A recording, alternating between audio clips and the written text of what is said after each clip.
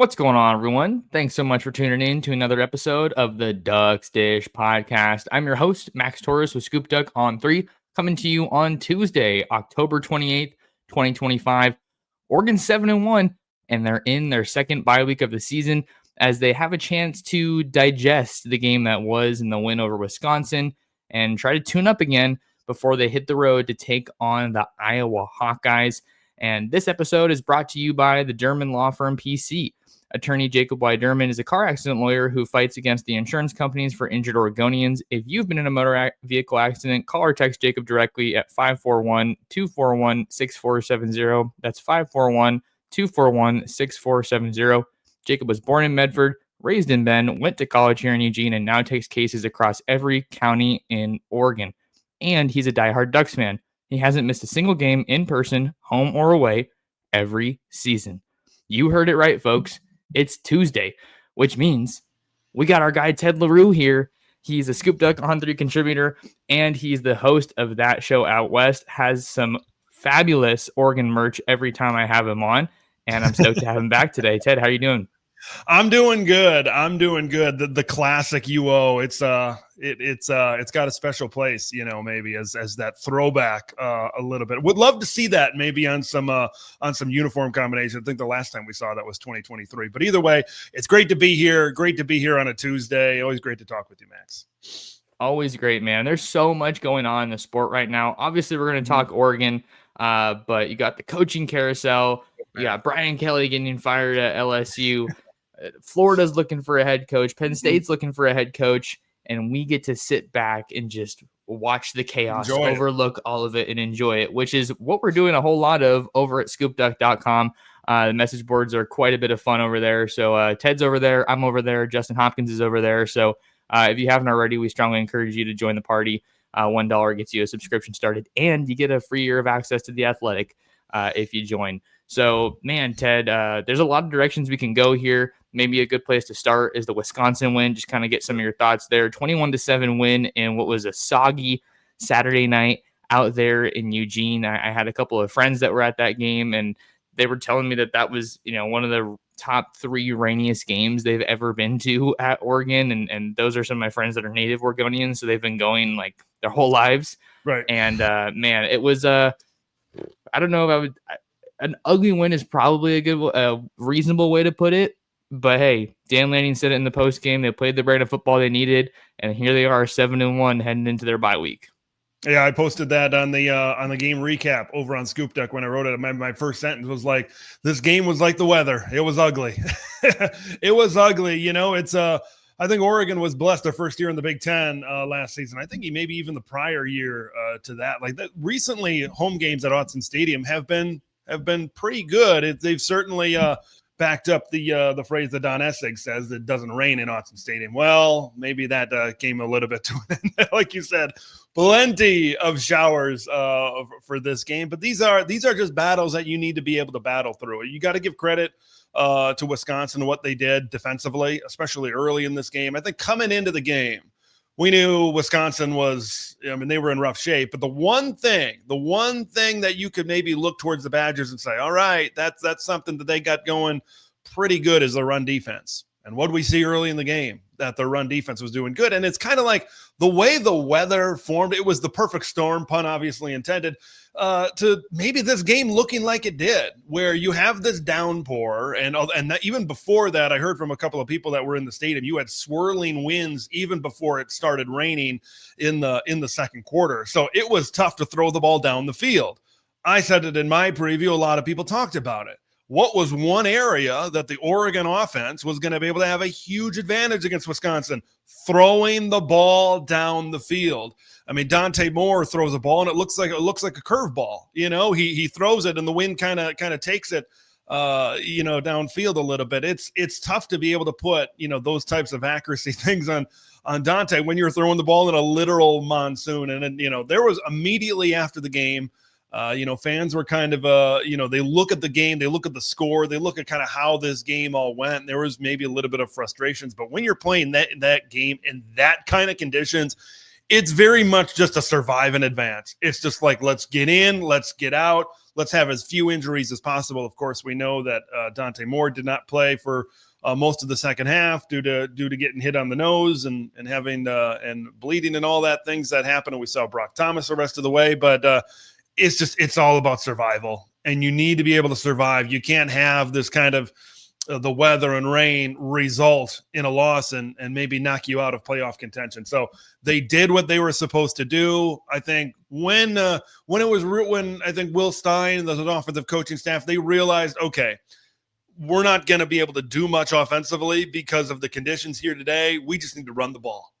Just run the ball. And eventually they got that run game going, especially late in the first half. And then into the second half, 39 rush yards in the first half. They equaled 203 total. So they certainly got it going on the ground. And that's when you get a weather game, it's tough to throw the ball, like I said, and you got to invest in that run game. That's exactly what happened.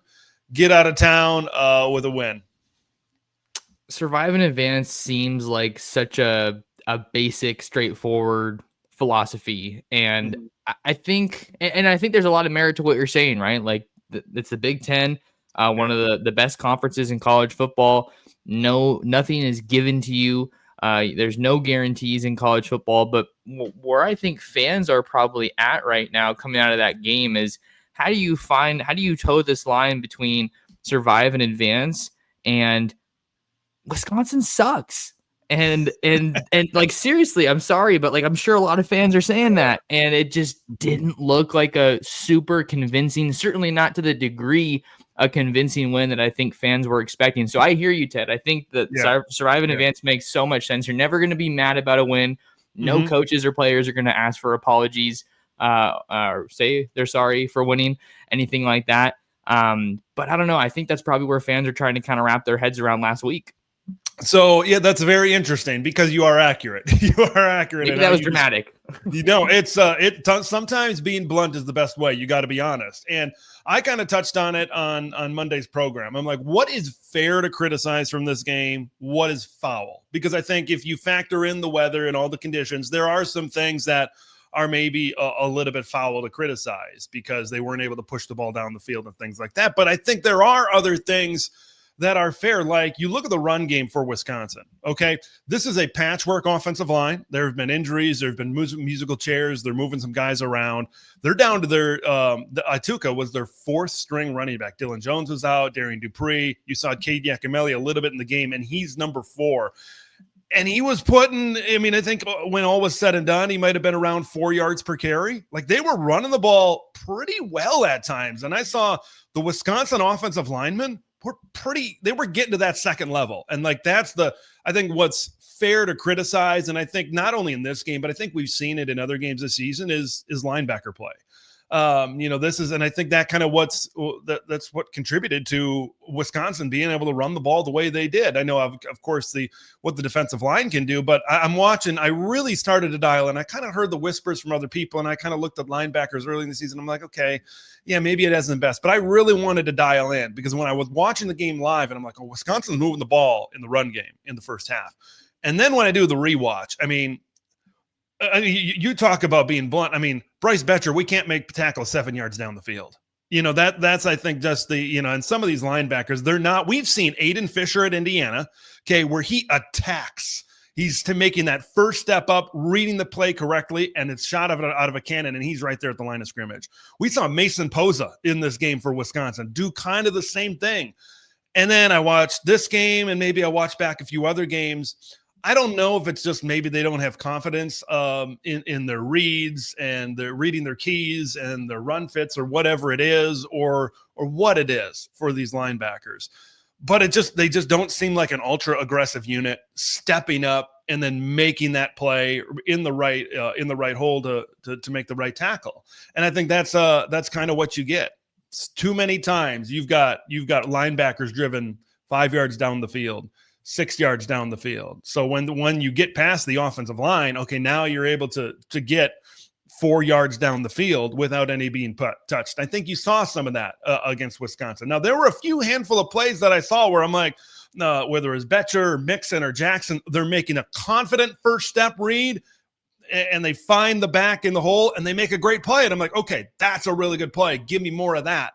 But I just think maybe there isn't as much of that, and maybe that contributes to what Wisconsin was able to have successfully going down. And then like the run game in the first for Oregon in the first part of the game wasn't as successful. I mentioned 39 yards in the first half. They really didn't get it going until that first touchdown drive where Jordan Davidson, I think it was 6 carries for somewhere around like 49 yards on a 99-yard drive, or I think it was 9 for 49 on that specific drive. They really got going, and they got going now when Oregon's offensive, now they're able to get to the second level. They weren't able to get to the second level to knock off guy like a Mason Posa and what he was able to do bringing plays down. It's also worth noting Wisconsin didn't have their top linebacker, Christian Allegro, for this game. So you kind of combine all of those things. And to me, and I said it, it's kind of a gray area because of the weather, because of how this game ended up. But I still think there are some things from this Wisconsin game where you're like, all right, it's November. We got 4 games to go after this bye week in the regular season.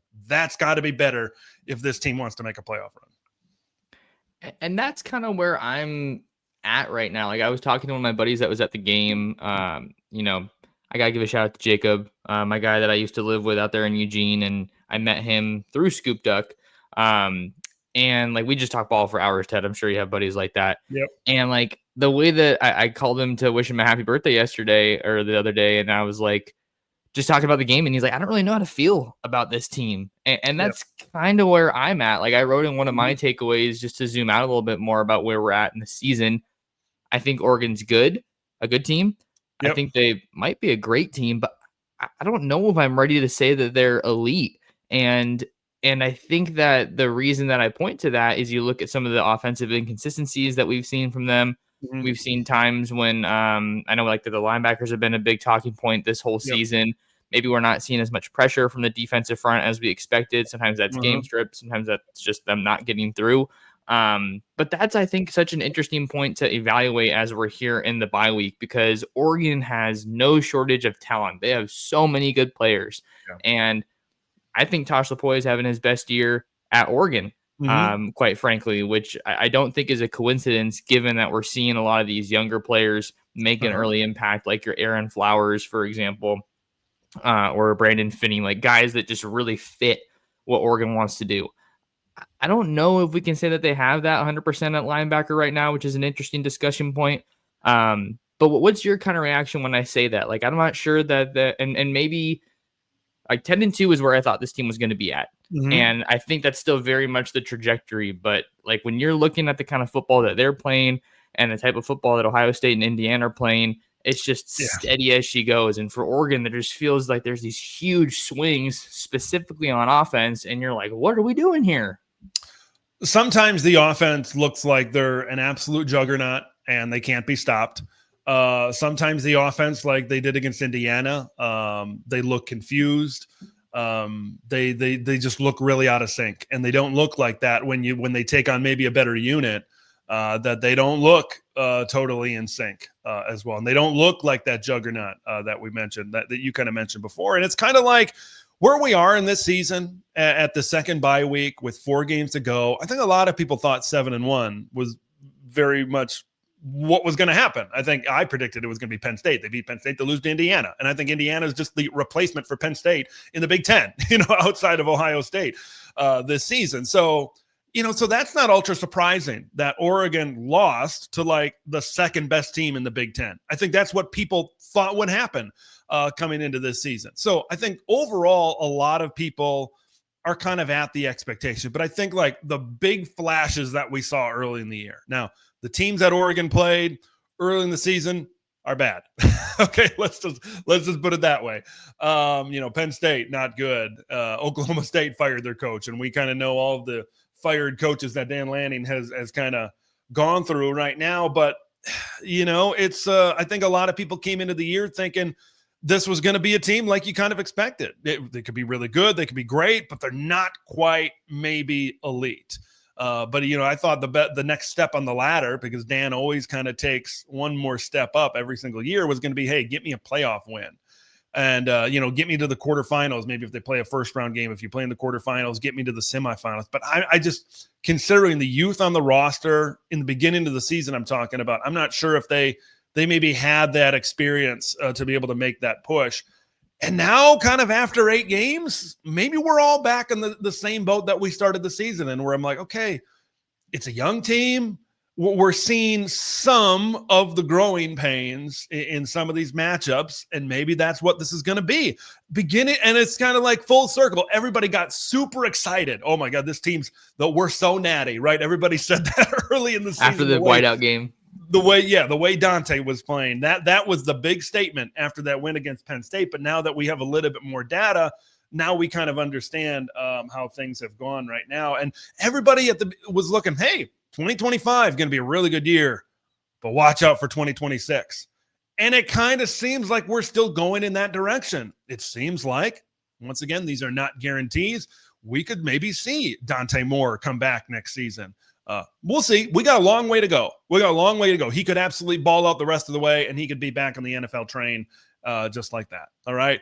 We could see Dante Moore come back. Of course, we're going to see all these freshmen come back. I mean, what happens if Mateo Uyunglele comes back? You maybe talk about the lack of pass rush. He's been a little bit, we'll call it inconsistent maybe this season, expecting a little bit more out of the pass rush. I think Tatum Tuioti, I had him, I thought in the first bye week, he was the defensive MVP. I still think he's the defensive MVP of this team. He is so consistent, and he's playing at a higher level than I think some people expected right now. So I think we're just sitting in a situation that we expected to be in August, I think, and maybe people got their hopes up and expectations up really high after Penn State, and now maybe it's where we're kind of where we were to begin this thing. Because I think there's more young talent on the field than maybe some of us even expected. You know, beginning of the year, did you think Brandon Finney was going to be the starting corner, the best corner on this team at this point? You know, I don't know how many people had that. Jordan Davidson and Deere Hill, they seem to be like, for me, they seem to be like guys that were going to really break out in 2026, but they're doing it a year early in 2025. And when you have this many young players, you know, you can have these types of things and you can have these types of growing pains. But we're also seeing, you know, maybe some of these inconsistencies from veteran players as well. So we got a long way to go. It's still in this upcoming November, this is going to be a heck of a stretch. It is going to be a challenging stretch for this Oregon team. So I can't wait to see how this team bounces back out of the bye week, go into the doctor, and then now's the time. I said it in July and in August. After this bye week, you got to start playing your best football. You got to use November as that bridge to December and hopefully January. And we'll see. Oregon's going to have a big test coming up out of the bye week on the road against Iowa. We're going to find out maybe the trajectory this team is going on. I want to get into coming out of that bye week. But before that, I want to get into one more kind of big picture thought on the offense. And I know you had something else you wanted to talk about here on the offensive side of the ball. You spoke about the growing pains that Oregon's going through. I think it's no more evident. There's no place that's more evident at right now than the offensive line, which sounds strange to say because there's so much experience there. Sure. But this is still the first year that those guys are playing together. And I think that a lot of people outside the Oregon circle were probably telling Duck fans like, hey, you're going to the transfer portal to get a lot of your starters. Like, you can't expect it to be a super smooth transition. And I think to a degree, we're seeing that play out right now. And then the other side of the coin too, you're seeing Dante Moore go through growing pains. Like, I have all the, respect and, praise for Dante and everything he's done and can be and will be. Mm-hmm. But the reality is the guy hasn't played a lot of football and he hasn't seen a lot of football still. Right. So I think that's part of the reason that we're still seeing him kind of have these huge swings in really good play and then not so great play. So I think that the arrow is still definitely pointing up, but that was just something that I wanted to say about the offensive line with, you can't get your hopes up that high. Like, I think that Alik Terry and the law firm are great coaches, but at the end of the day, like, you're still trying to get all these guys on the same page. We had a lot of penalties that we saw in that game against Wisconsin. Not all of them were on the offensive line, of course, but I just think maybe I'm kind of in a point right now where I'm kind of floating back to earth a little bit and not tempering my expectations, but just trying to be a little bit more realistic with what we've seen. Yeah, offensive line is a very good point. There's, to me, there's good players, no doubt, on this O-line. I don't think that, there's no JPJ. There's no Josh Connerly's. I know Isaiah World was really hyped up at the beginning of the year. I think because of his measurables and that maybe translating to the NFL. But I remember, there were plays against Wisconsin where he got beat, and it wasn't the prettiest thing in the world. Let me just put it that way. Alex Harkey, I think he's been a little bit inconsistent out there. We kind of knew coming into the year where I'm like, okay, we're going to play him at tackle. Okay, maybe he's better at guard, but we don't really have another great option over there at tackle on the other side. And yeah, you kind of mentioned, offensive line is all about kind of playing together. It's all about playing as one, about 5 guys playing as one, maybe more than any other position group on the football field. And I think you're kind of seeing that. And you mentioned the thing with Dante being experienced, not seeing a lot. When he goes up against those simulated pressures in zone coverage against Indiana, we saw a little bit of it against Wisconsin. That's one thing where it's like, oh, I haven't seen this. How do I kind of react to this? And now that's what you're talking about with the lack of significant snaps, because he was very in and out of the lineup when over at UCLA. Right. And you can only really learn these things when you're playing on the field. You can watch all the film in the world. You can pick Dylan Gabriel's mind as much as you possibly can, but you got to experience it. You got to go through it. And maybe that's what Dante Moore is going through it right now. So yeah, the offensive line, that's what I talked about as in terms of my criticism that I talked about on Monday. Offensive line inconsistencies. I think that is a fair criticism right now. The game against Wisconsin is a very good example. They came out, did not look very good. Okay, in pass protection, they allowed 2 sacks in the first 2 drives. I think it was like 2 yards on 12 plays or whatever it was in those first 2 or 3 drives right out the gate. But, once this game got going, okay, now we're getting to the second level. Now we're getting a hat on a linebacker, and now we're able to kind of, get these bigger runs from the Noah Whittingtons and the Jordan Davisons of the world. And that's when you saw things really get going. So they need to get off to better starts. They need to be more consistent. Iowa's got a really good defensive line. They got a really good group. So we kind of rewind, or I should say, look forward to that game against Iowa. That's going to be a challenge. So I'm really interested to see what the future is going to look like for Oregon. I know we're really kind of jumping ahead, but this is a group that's not going to be together. Probably all 5. I know Pancho, I think, said at the beginning of the year he wanted to really use this year to springboard to the National Football League. A lot of these guys don't have eligibility yet. How are the Janoris Wilsons going to be there? The Doug Utu is going to be there. The Zaire Addisons, are those guys going to be ready to go? Or are we going to see 3 transfers yet again on the offensive line? The O-line is a very intriguing position group for me going forward. Is this something where you see Nacho come in as a true freshman next year and play a tackle? So once again, I know we're getting ahead of ourselves, but I think it kind of is part of the conversation surrounding the O-line. That's just the way it goes. I think college football is a very forward-thinking sport. Like I do a lot of recruiting stuff, and now we're talking about NFL draft prospects and all that stuff. Looking forward here, Oregon's going to be on the road, obviously, when they come out of their bye week, and they head to Iowa, and they won't be at home again until November 14th, a Friday game against Minnesota. And you might be thinking about going to the Oregon game against Iowa, and I got something to tell you guys about. Duck fans, are you going to an Oregon game this season? If you are, the Oakway Lifestyle Center at the corner of Oakway and Coburg is the destination for Duck fans. Whatever you're looking for, they've got it all. Get a bite to eat at Center River Brewing or PF Chang's. Check out shops like Lululemon or Nordstrom Rack. Need a place to stay? Book your lodging at the Hyatt Place at Oakway Center and visit their rooftop bar. The Oakway Lifestyle Center is walking distance from Autzen Stadium, has something for everybody, and is a great post-game place to celebrate another Duck victory. Max Torres and Ted Leroux here with you on the Ducks Dish podcast. It's Tuesday, Ted Talk, as the Ducks are in their second bye of the season. Ted, I wasn't going to let you get out of here without hitting on one of your, I would say, probably offensive MVPs. I know you're fired up about him. Who do you want to talk about here? Jordan Davidson. That's my guy. I love both these freshman running backs so much, but I love the evolution of Jordan Davidson. Kind of working on an article right now. I've been charting these Jordan Davidson plays throughout the season, and beginning of the year, I'm looking at this thing and I'm like, they used him in short yardage situations. They used him in goal line situations, almost primarily. And you're seeing guys like, and I'm looking at these drive charts in some of these games early in the year, and I'm looking at Jay Harris. I'm seeing Jade Lamar. I'm even seeing Mekhi Hughes. Man, it's just so weird to say that name and still think about what has happened with that.